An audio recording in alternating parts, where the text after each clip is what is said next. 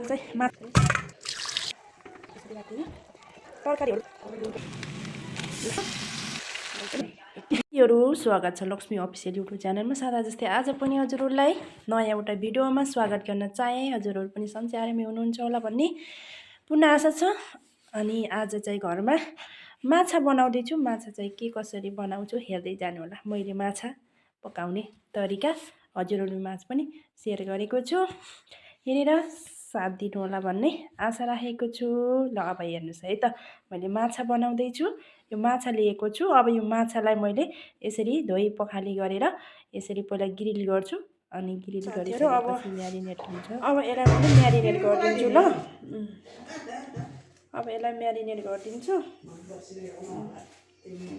ल सबै मसलाहरू राखिदिएँ। अब मैले म्यारिनेट गर्छु। ल यसलाई म्यारिनेट गरेर एकछिन आधी घन्टा जति राख्छु। अनि त्यसपछि फ्राई गर्छु। ल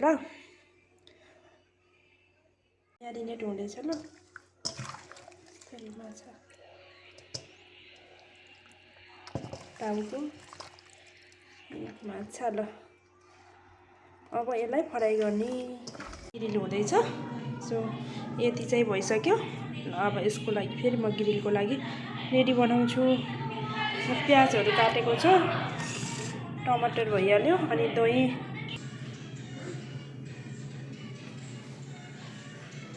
भइहाल्यो। यता चाहिँ ग्रिल हुँदैछ। अब मैले यता चाहिँ फेरि गराउँछु। ल के अरे यसलाई ग्रेभी गराउँछु।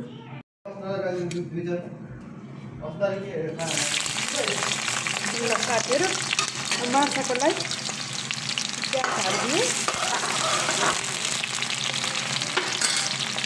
अनि त्यसपछि दुईवटा तेजपत्ता,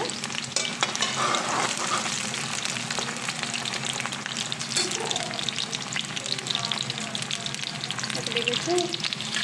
अब यहाँ रातो रातो भइसकेपछि यो मसलाको के अरे पेस्ट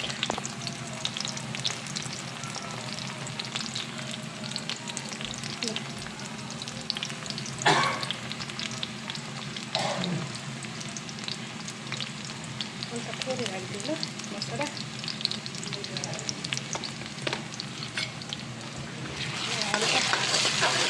पऱ्यो नि पऱ्यो।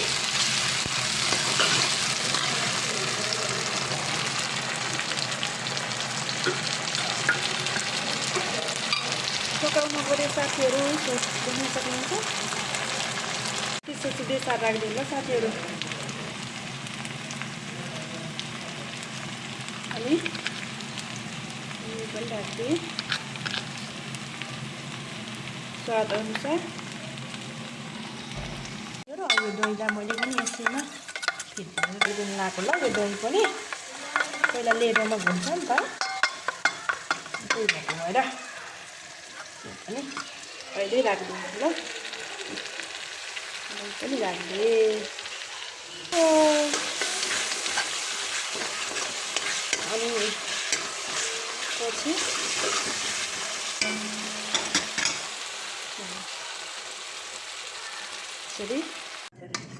माछा रेडी भइसक्यो।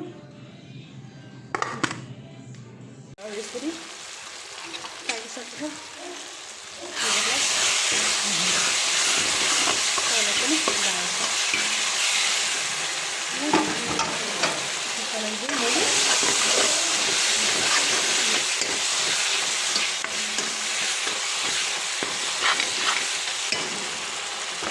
ग्रेभी ल मजाले टमाटर पाकेर आउँछ तातो गरेर। ल अब यो माछालाई मैले यहाँ राख्छु। अब उम्ल्यो। अब यसमा चाहिँ यो खसाल्ने माछा यसरी यसरी राखिदिने।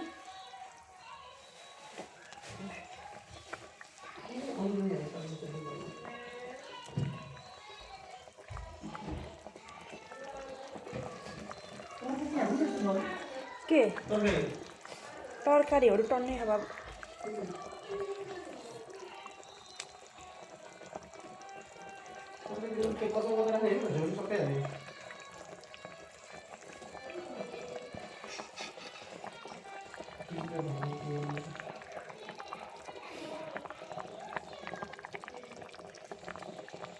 त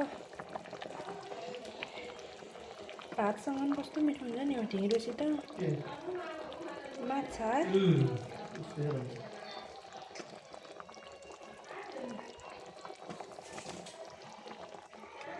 र साथीहरू यसरी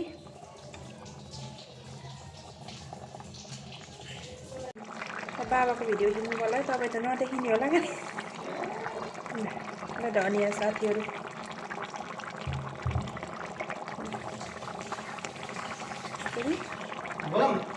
धनिया पनि बोलाउनु त जानु पाक्यो अब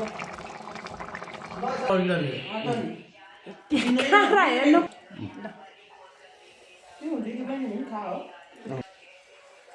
बाबाले